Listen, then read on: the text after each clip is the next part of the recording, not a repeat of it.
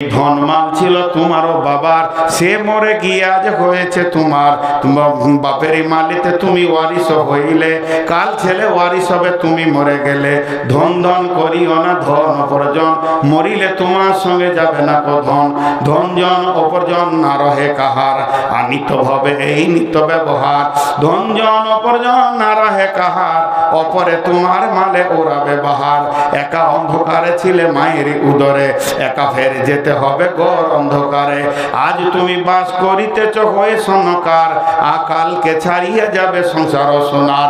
আজ তুমি গাড়ি ঘোড়া হইতেছ সওয়ার, কালকে সওয়ারি হইবে জানাজা তোমার। আজ তুমি পরিতেছ রেশম পোষম, কালকে পরিবে তুমি মরণের কাফন। আজ তুমি খাইতেছ ফল মাকড়, কালকে খাইবে তোমাকে পোকা ও মাকড়। মানব যদি হব আমাদের জ্ঞানী বিচক্ষণ, মুরজিয়া আল্লাহর প্রেমে কাটাও জীবন। ভূমিতে আসিয়া তুমি ভবের মেলায়, হেলায় কাটিয়া নামাতিয়া খেলায়। এ মেলায় বহু লোক আসিয়া ভূমিতে, সব চলে গেল কোথা দেখিতে দেখিতে। সংবাদ তাদের কিছু পাওয়া নাহি যায়, হায় আজ আছে তারা কি হালে কোথায়। নাই সে দেশে কেহ আল্লাহ ভিন্ন আর, করিবে তাহাদের বিন্দু উপকার। দেখিতে আসিলাম মেলা দেখা হলো শেষ, চলো এবার ফিরে যায় আপনার দেশ। যেই দেশে ছিলাম পূর্বে চলো সেই দেশে, কি আছে রয়েছ বসে এসে পরবাসে। মাতা পিতা ভাই বন্ধু আত্মীয় স্বজন, ক্রমে সেই দেশে সব করিল গমন। তোমার গমন কাল হয়ে উপস্থিত, সম্বল সংগ্রহণ কর কর দেখি যে। শাহ সেকেন্দার বাদশা মরিবার কালে, এই ওসিয়ত করেন ওয়ারিস সকলে। মরিলে আমার তরে শুনো বারে বার, কাফনের সাথে হাত বেঁধনা আমার। সকলিতে মিলে ঝুলে খাটিলিতে করে, দুই হাত ঝুলাইয়া লইয়া যাইও মরে। এই হাল দেখে মর যত মাখলুকাত, আফসোস করিবে আর কহিবে এবার। সাত মুলুকের শাহ সেকেন্দার ছিল, সাত মুলুকের শাহ সেকেন্দার ছিল। সকলে থাকিল আজ খালি হাতে গেল। বন্ধুরে, তাই আমার আল্লাহ বলছে আমার উপরে ঈমান আনার পরে পরে তুই নামাজ পড়বি এবং আমার রাস্তায় দান করবি। কয়টা বলা হলো? প্রথম নম্বরে কোরআনের ওপরে বিশ্বাস রাখতে হবে, এর মধ্যে কোনো ভুল নাই, এর মধ্যে কোনো সন্দেহ নাই। দু নম্বর আল্লাহর ভয় দিলে রাখতে হবে, নচেত কিয়ামতের মাঝে ডান হাতে সার্টিফিকেট পাওয়া যাবে না। তিন নম্বরে যা অদৃশ্যে আছে সেগুলোকে বিশ্বাস করতে হবে। চার নম্বরে সালাত আদায় করতে হবে। পাঁচ নম্বরে আল্লাহর রাস্তায় দান করতে হবে। দানের কথাটা প্রথমে যখন ধরেছি 4-5 জন পালিয়ে গেল।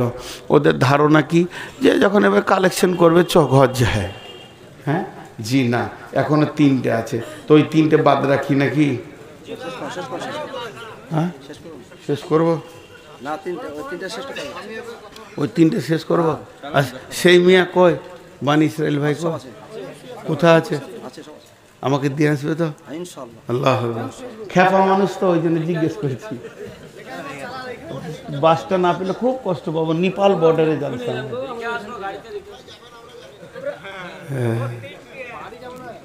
বসেন বসেন, উঠছে যে বড় ভাই উঠে গেল। আমি তো বায়ান ওকেই শুনেছিলাম, তো ও চলে গেলে তোদের বায়ান শোনা। বিষয়ের বাইরে একটাও কথা জিজ্ঞেস করবেন না। আমি বিষয়ের বাইরে বকি না। এটা খানিক, ওইটা খানিক, এইটা খানিক, জি না। সে বক্তাও নয়, আর ওরকম যে শোনে সে শ্রোতাও নয়। তো একটা জায়গা কমপ্লিট হোক। এবার আল্লাহ বলছেন ওয়াল্লাযীনা ইউমিনুনা বিমা উনজিলা ইলাইকা। প্রথমে এর মধ্যে কোনো সন্দেহ নাই বলতে হবে। আবার ওই কথাটাই আল্লাহ বলছেন ওয়াল্লাযীনা ইউমিনুনা বিমা উনজিলা ইলাইকা। তারা ঈমান আনবে এই কিতাবটার উপরে যেটা তাদের নবীর উপরে নাযিল করা হয়েছে। এবার আবার ঈমানের কথা কেন বললেন? তার এখন বললেন মানে এই কিতাব মোতাবেক তারা কাজ করবে, কিতাব যা বলেছে তা শুনবে, এই কিতাবের উপরে তারা চলবে। কিতাবের ভিতরে একটা রোড আছে, রোডটাকে তারা ধরে নিবে। এবার একটা ঘটনা শোনাই। বিশ্বনবী ফজরের নামাজ পড়ে সালাম ফিরতেন, আসসালামু আলাইকুম রহমতুল্লাহ। আসসালামু আলাইকুম রহমতুল্লাহ। সাহাবীরা তসবিহ করতেন, নবীজিও তসবিহ করতেন, সুবহানাল্লাহ আলহামদুলিল্লাহ। এরই ভিতরে কোনো দিন নবী বলতেন, রে আমার সাহাবীরা, তোমরা কেউ স্বপ্ন দেখেছো কি? বলো, স্বপ্নের মানেটা আমি বলবো। কখনো নবীজি বলতেন, আমি স্বপ্ন দেখেছি, তোমরা শোনো। কখনো নবীজি বলতেন না, তারপরেও সাহাবীরা বলতেন, ইয়া রাসূলুল্লাহ, আজকে রাত্রিতে একটা স্বপ্ন দেখেছি, আপনি বলে দেন কি মানে হবে। ঠিক নবীজি সালাম ফেরার পর মুক্তাদির দিকে বসে তসবিহ করছেন, এমন সময় একজন সাহাবী উঠে দাঁড়ালেন, ও দয়ার নবী গো, আজকে রাত্রিতে আমি একটা স্বপ্ন দেখলাম। সাহাবীরা সব কাতার ভেঙে এসে বসলো, আরে স্বপ্ন দেখেছে রে, চল শুনবো। সবাই এসে বসলো। আবু বকর রসুলের পাশে এসে বসলেন, পাশাপাশি দুজন মুখে পূব দিকে বসে আছেন। আর ও এসে বলল, কি বলছি জানেন আল্লাহ নবী, আমি দেখলাম আমার মাথার উপরে একটা কালো ঘন মেঘ, জমাট কালো। খানিক পরে দেখছি বৃষ্টি শুরু হয়ে গেল। তো বৃষ্টিটা পানি লয়, মধু বৃষ্টি হতে লাগলো। তারপরে দেখছি জিন আর ইনসান সেই মধু পান করতে শুরু করেছে। কেউ পেট ভরে খেলো, কেউ এক ঘুট দু ঘুট খেলো, কেউ হালকা চিকে দেখলো, কেউ খেলো না। ইয়া রাসূলুল্লাহ, তারপরে দেখছি সেই বৃষ্টির ভিতরে একটা মোটা রশি ঝুলছে। একটা লোক ওই রশি ধরে উঠে চলে গেল, দ্বিতীয় লোক চলে গেল, তৃতীয় নম্বর যেছে তো রশিটা ধরেছে তো কট করে কেটে গেল, কিন্তু লোকটা বড় মজবুত, গিঁট দিয়ে চলে গেল। আমার ঘুম ভেঙে গেল। ওর বলা হয়ে গেল স্বপ্ন। এবার আবু বকর কি করছে? আবু বকরের দিকটা দেখেন। আবু বকর একবার রসুলের দিকে তাকাচ্ছেন, একবার স্বপ্ন দেখনালার দিকে তাকাচ্ছেন, আবার রসুলের দিকে তাকাচ্ছেন, আবার স্বপ্ন দেখনালার দিকে তাকাচ্ছেন। বারবার যখন এরকম করছেন, নবীজি বলছেন, আবু বকর তোমার ব্যাপার কি? নবীজিকে তখন আবু বকর বলছেন, ইয়া রাসূলুল্লাহ, আপনি তো হায়াতে বেঁচে আছেন, মজলিসে আছেন, আর এই ভাই যে স্বপ্নটা দেখেছেন, যদি আপনি আমাকে বলেন ওর তফসিরটা কি হবে, ওর স্বপ্নের মানেটা কি হবে, তা আমি বলতে রাজি আছি। আমার ভিতর উতল পাতল করছে, শুধু আপনার পারমিশনটা নেওয়ার জন্য আমি এরকম করছি। নবীজি বললেন, আবু বকর রে, তাহলে তুমি তরজমা করো। আবু বকর বলতে শুরু করলেন, ভাই বসেন। আপনি যে কালো জমাট মেঘ দেখেছেন, ওটা কোনো মেঘ নয়, ওটা হলো ইসলামের সুশীতল ছায়া। কোনো একদিন এ পৃথিবীর মাটিতে কালেমার পতাকা উড়বে, ইসলামের পতাকা উড়বে। সেদিন মানুষ শান্তির ছায়া পেয়ে দুঃখ বেদনা ভুলবে, কালেমার পতাকা উড়বে। রবে না সেদিন হাহাকার, রবে না অন্যায় অবিচার, মাজলুম তার উচিত বিচার পেয়ে জীবনের শান্তির শ্বাস ফেলবে। যেদিন এই পৃথিবীতে কালেমার পতাকা উড়বে, তৌহিদের পতাকা উড়বে। বিধবা পাবে মনে সান্ত্বনা, এতিম ভুলে যাবে মাতৃহারা পিতৃহারার বেদনা। সকলে আনন্দতে হাসবে, যেদিন এই পৃথিবীর মাটিতে কালেমার পতাকা উড়বে, শান্তির পতাকা উড়বে। বন্ধুরা আমার, তাই ওই সাহাবী আবু বকর বললেন, ওটা হলো তোমার শান্তির ছায়া। তারপরে তুমি যে দেখলে ঝুরঝুর করে বৃষ্টি শুরু হলো, মধু। ভাইরা আবু বকর, ওটা মধু নয়। আবু বকর বলছেন, ও ভাই, ওটা মধু নয়, ইসলামে কোরআন নাজিল শুরু হয়ে গেল। এটাই হলো পৃথিবীর সেরা মধু, এর মতো মধু আর নাই। কোরআন নাজিল হচ্ছে, এরপরে তুমি দেখছো জিন আর ইনসান খেতে শুরু করেছে। যে পেট ভরে খেয়েছে কোরআনের হাফেজ হবে, যে এক ঘুট দু ঘুট খেলো দু চারটা সূরা ইয়াদ করবে, যে সামান্য চিখে দেখেছে কুল ইন্না তাইনা মুখস্থ করবে, সূরা ফাতিহা মুখস্থ করবে। আর যে খেলোই না, কোরআন নামে নিয়ামতটা আল্লাহ তাকে পৃথিবীতে দেবে না। ও আবু বকর বলছেন, ও ভাই আল্লাহর গোলাম, এরপরে তুমি সেই বৃষ্টির ভিতরে একটা রশি দেখেছো, এটা রশি নয়, এটা কোরআনের একটা আয়াত, ইহদিনাস সিরাতাল মুস্তাকিম, এটা হলো কামিয়াবির রাস্তা, সফল কামের রাস্তা। ওই রাস্তাতে তুমি একটা লোককে দেখেছো চলে যেতে, তার মানে বিশ্বনবী পৃথিবী থেকে চলে যাবেন। এরপরে তুমি দ্বিতীয় লোক দেখেছো, ওটা আমি আবু বকর পৃথিবী থেকে চলে যাব। এরপরে তুমি তৃতীয় লোক দেখেছো ধরতে গেছে, কেটে গেছে, ছিঁড়ে গেছে, লোকটা বড় মজবুত, গিট দিয়ে চলে গেল, হযরত উমর চলে যাবে। তবে কাটা ছিঁড়া কেন দেখলে? তার কারণ হচ্ছে উমরকে শহীদ করা হবে।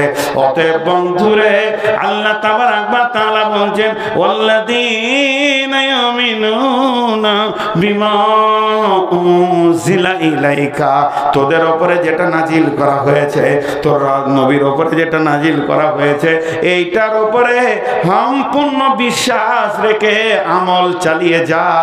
এই কোরআনের রাস্তা, এর ভিতরে একটা হাই রোড আছে, যে সোনালী রোডটা ধীরে ধীরে আপনাকে আল্লাহর কাছে কামিয়াবির জায়গায় পৌঁছে দেবে। অতএব কোরআনের রাস্তা তুমি ছাড়িও না। আবার আল্লাহ তাবারক ওয়া তাআলা বলছেন, ওমা উনজিলা মিন ক্বাবলিকা, এর পূর্বে যত কিতাব ছিল, আসমান থেকে 120 খানা কিতাব এসেছে ভাই আমার, কম বেশি। তার মধ্যে 4টা হলো মেন, একটা হলো কোরআন, তৌরাত, ইনজিল, জবর। তো এই 4টা ছাড়া আরো কিতাব আছে। যত রাসূল যত কিতাব এনেছেন, সবগুলোর উপরে আমাদেরকে বিশ্বাস করতে হবে, কিন্তু চলতে হবে কার উপরে? আদর্শ কার হবে? নবী মুহাম্মদুর রাসূলুল্লাহ সাল্লাল্লাহু আলাইহি সাল্লামের উপরে। 7টা বলা হয়ে গেল, 8 নম্বরটা বাকি আছে। মাঝে 2 মিনিট কথা বলবো, যে 8 নম্বরটা বলবো। যতটি লোক বসে আছেন, এই 8 নম্বরটা বলবো, পুরো 12:30টায় ছাড়বো, পুরো 2 ঘন্টা হয়ে যাবে। আজকে ভেবেছিলাম 1.5 ঘন্টা পর পারবো না, কিন্তু যে কোটি লোক বসে আছেন আলহামদুলিল্লাহ 8টা হয়ে যাবে। কিন্তু আমার দাবি, আপনারা আর উঠবেন না, মা বোনেরাও উঠবেন না, দোয়া পরে একসঙ্গে ছাড়বো।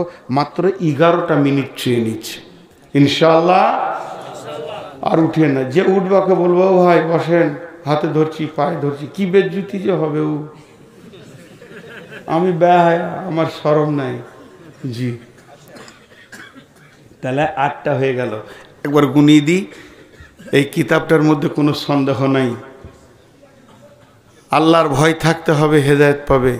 গায়েবের ওপর ঈমান থাকতে হবে, নামাজ পড়তে হবে, দান করতে হবে, পূর্বের কিতাবের ওপরে ঈমান রাখতে হবে, এবং যে কিতাব নাজিল করেছে তার ওপরও ঈমান রাখতে হবে। আর 8 নম্বরটা হলো, সকলে আমার সঙ্গে বলেন, অবিল আখিরাতি হুম ইউকিনুন।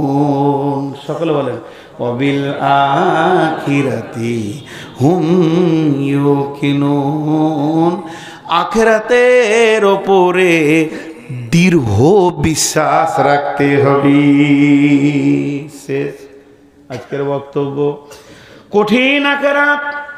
সাহাবীটার নাম হযরতে হারিস রাদিয়াল্লাহু তাআলা আনহু। আল্লাহ নবী বললেন, হারিস এদিকে এসো। হারিস কাছে আসলেন। নবীজি বললেন, হারিস রে, তোমার ইমানের খবর আমাকে দাও, তোমার ইমান কেমন আছে? হারিস দাবি করছেন, ইয়া রাসূলুল্লাহ, ইয়া হাবিবাল্লাহ, আমার ইমান 100-তে 100 আছে, 1 ইঞ্চি কমে নাই। নবীজি বলছেন, হারিস রে, তুমি যে নিজের এতটা দাবি করছো মজবুত যে আমার 1 ইঞ্চি ইমান কমে নাই, আমার 100-তে 100 ইমান আছে, তাহলে তোমার দাবিটা সত্য কি করে তুমি আমাকে বুঝাবে? তুমি আস্তে আস্তে আমাকে কোচ দাও, কেন তুমি এত বড় দাবি করছো?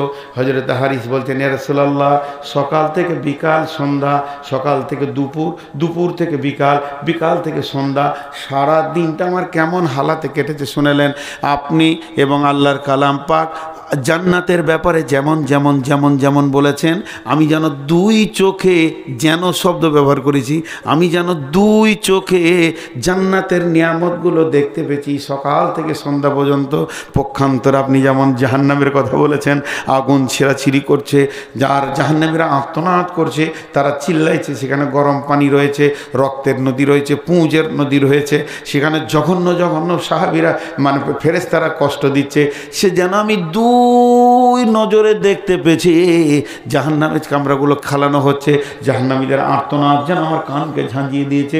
ও দয়ার নবী গো, আমি কবর থেকে নিয়ে জাহান্নাম পর্যন্ত এবং হাসর থেকে নিয়ে পুলসেরাত পর্যন্ত আর জাহান্নাম থেকে নিয়ে জান্নাত পর্যন্ত সব যেন দুই চোখে যেমন মানুষ দেখে, আমার এতটা বিশ্বাস আপনার কথার উপরে, আমি ওই রকম দুই চোখে দেখতে পেয়েছি। আল্লাহ নবী বললেন, হারিস রে, তুমি যে ইমানের 100 দাবি করেছ, আমি নবী মুহাম্মদ তোমার ইমানের রিজাল্ট দিচ্ছি, নবী মুহাম্মদ সাল্লাল্লাহু আলাইহি সাল্লাম রিজাল্ট দিচ্ছি, তুমি 100-তে 100 ইমানদার। আমাদের সারা দিনে একবার কবর মনে পড়ে, আহা হা হা, ইমান মরে গেছে, মনে পড়ে না। তো এইগুলোকে স্মরণে রাখতে হবে। এই টোটাল 8টা গুণ, কোরআনের ওপরে বিশ্বাস, আর আল্লাহর ভয়, গায়েবের ওপরে ঈমান, আল্লাহ নামাজ পড়তে হবে, আবার দান করতে হবে, কিতাবের ওপর ঈমান রাখতে হবে, আমাদের পূর্বের কিতাবের রাখতে হবে, আর আখিরাতকে জ্বলন্ত চোখে রাখতে হবে। এই 8টা গুণ যার ভিতরে থাকবে, আল্লাহ এবার কি বলছে ওই লোকগুলোকে ধরেন এক জায়গায় করে দিলাম, ওই 8 গুণওয়ালা লোককে, আল্লাহ ওদের দিকে আঙ্গুল তুলে বলছেন, উলাইকা